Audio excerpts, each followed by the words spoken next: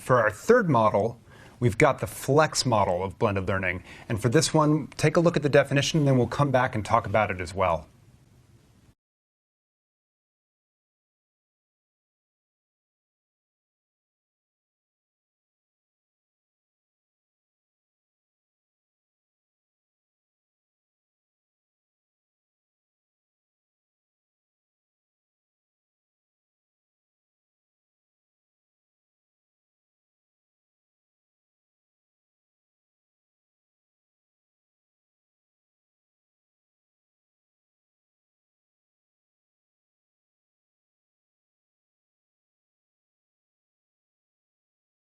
So in this picture of a flex school, we're just showing a generic flex model because lots of flex schools are doing very different setups within their actual physical space. In this particular model, what you see is that there's a central learning space where students have their individual offices, and you can see that each student has their computer, which is where they learn online.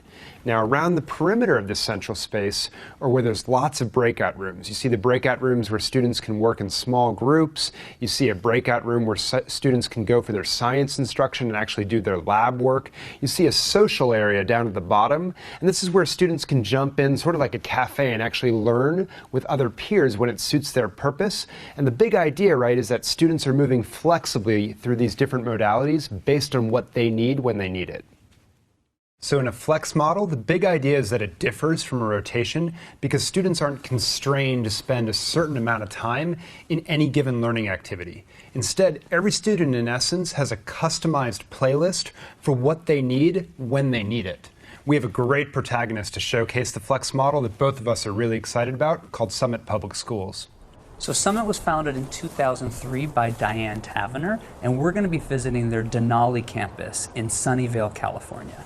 Now, this is a little hard to explain, but the big idea here is kids go as fast as they need, as fast as they can, and in different pathways depending on what they're ready for.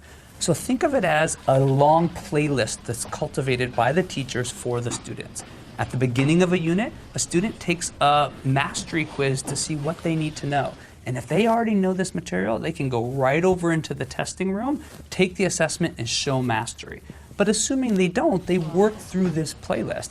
And maybe the playlist has a Khan Academy video, or a lecture that the teachers recorded, or maybe it's a hands-on project with the teacher or the other students. The key is it's truly proficiency-based, it's truly mastery-based, and by doing a large portion of the day under this flex model, they free up some time to do different things and go after some of that deeper learning concept. So they're starting to put project-based learning into their school and really try some different approaches to get agency into the hands of their students. And something I think you'll see as we actually visit Summit on the ground is that student agency is really palpable and a big part of that model.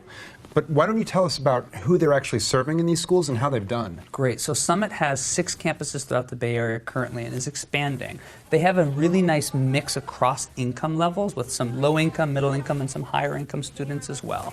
And the results have just been very strong. Their founding school, which has got the most experience, is perennially on the U.S. News and World Report list of top high schools in America.